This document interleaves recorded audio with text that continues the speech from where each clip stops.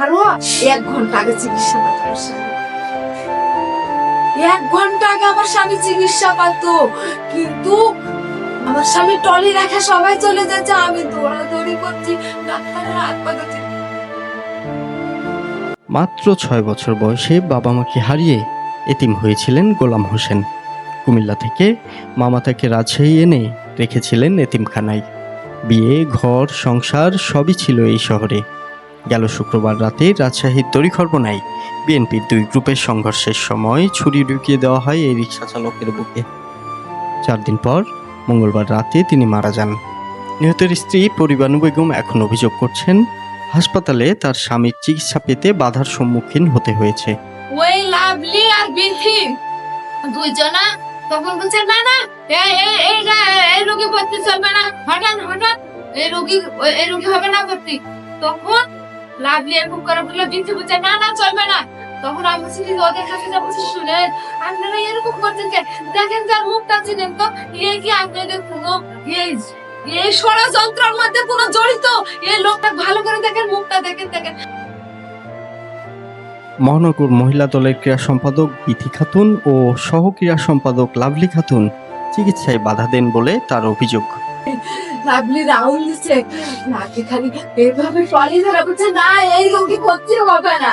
আমি বলছি আপনি এক চিনেন, কখনো চিনেন? আপনি ভালো করে দেখেন এই রোগীটাকে, আপনি চিনেন না? আমরা ভাড়া থাকি, এখানকার স্থানীয় আমরা কেউ না, আমরা 10 বছর থেকে ভাড়া থাকি, এই মানুষের চিনি।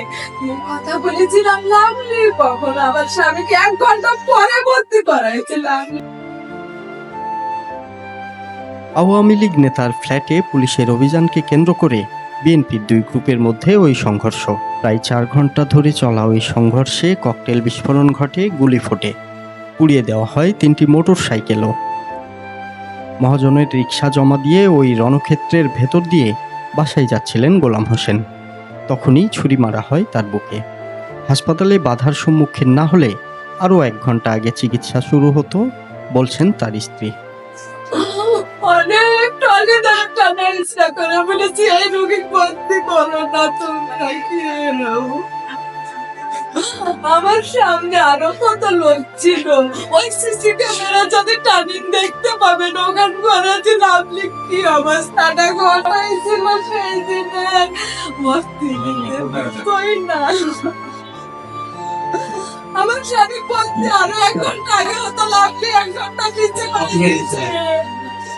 পরিবানুর এই অভিযোগ নিয়ে কথা বলতে মহিলা দল নেত্রী লাভলি খাতুনের মোবাইলে দফায় দফায় যোগাযোগের চেষ্টা করেও সংযোগ পাওয়া যায়নি। বাড়িতে গিয়েও পাওয়া যায়নি কাউকে। তবে উত্তরভূমির সঙ্গে কথা বলেছেন মহিলা দল নেত্রী বিথি খাতুন। অভিযোগ অস্বীকার করে তিনি বলছেন, রিকশাচালক গোলাম কিংবা তার স্ত্রী পরীকে তিনি চেনেনই না।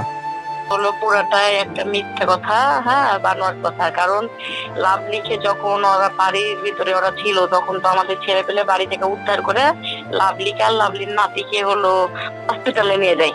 হসপিটালে নিয়ে যাওয়ার পরে আমরা যাই, তখন লাভলির মুখে হলো যে অক্সিজেন চলছিল, আর লাভলির নাতির অবস্থা খুব খারাপ ছিল।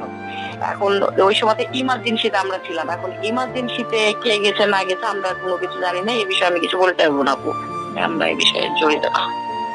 আরেকটা বলতে চাইলাম, সেটা হলো ওনাকে আমি চিনিই না।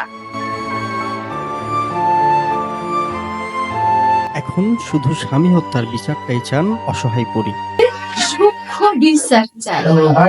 যারা যে কিছু যা করেছে, আমার ছেলে ওখান থেকে বারবার বলছে যে আমার আব্বু কোনো অন্যায় করেছিল, কারোর সাথে কি গন্ডগোল করতে গিয়েছিল, না কোনো আমার আব্বুর হাতে কোনো কিছু ছিল কি? ভাবছি না, কিছুই না। রিক্সা চালায় আসতেছিল, রিক্সা জমা দিয়ে আসছে, এই সময় কোনো কিছুই করেনি আমার আব্বু। তো ভাবছি না, তাহলে আমরা সবাই মিলে আমার আব্বু আমরা বিচার চাই। কিন্তু তা নিয়েও আছে শঙ্কা। কারণ ছুরি মারার পর দিন স্বামী যখন মৃত্যুশয্যায়, তখন বোয়ালিয়া থানায় হামলাকারীদের বিরুদ্ধে অভিযোগ নিয়ে গেলেও পুলিশ সে অভিযোগ নেয়নি বলে অভিযোগ পরিবানুর। থানায় অভিযোগ হ্যাঁ সেদিন গেছিলাম, ওটা এন্ট্রি হয়নি কেন? আমি তো আমি এই দিক দৌড়ালাম, আমি এগুলো কিছু বলতে পারি না। কিন্তু আমার স্বামী তখন বাড়িতে ছিল, অসুস্থ, এটা সব খুব হ্যাঁ।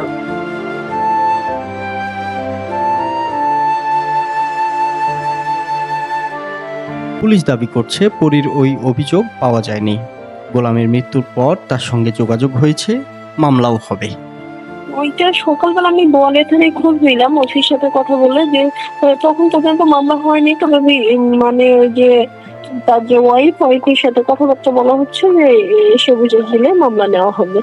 না, উনি তো মারা গেছেন অলরেডি, আহত অবস্থায় নিলে তো আরো ভালো হতো, বরং আহত দেখানো যেত, তারপরে না মানে মার্ডার মামলা, এখন তো হেডটাই মার্ডার মামলায় আসবে। তো উনি যেটা জানাচ্ছেন, ওসি যেটা বলতেছেন যে না, এরকম লিখিত অভিযোগ সে পায়নি আর কি।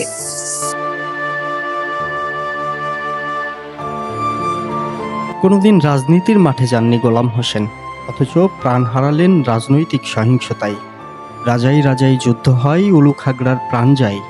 বাংলার এই জনপ্রিয় প্রবাদের দৃষ্টান্ত হয়ে গেলেন রাজশাহীর নিরীহ রিকশা চালক গোলাম হোসেন। আর একজন আমাকে চাকু মেরেছে, আর ওরা সবাই এসে আমাকে ধরছিল, ছাড়েন ছাড়েন, আমি কিছু করি না, অপরাধ করিনি, আমি এখানকার ভাড়া থাকি, আমি গরিব মানুষ, কাজ করে খাই। ওরা মানে দিয়ে চলে গেল। উত্তরভূমি ডেস্ক, রাজশাহী।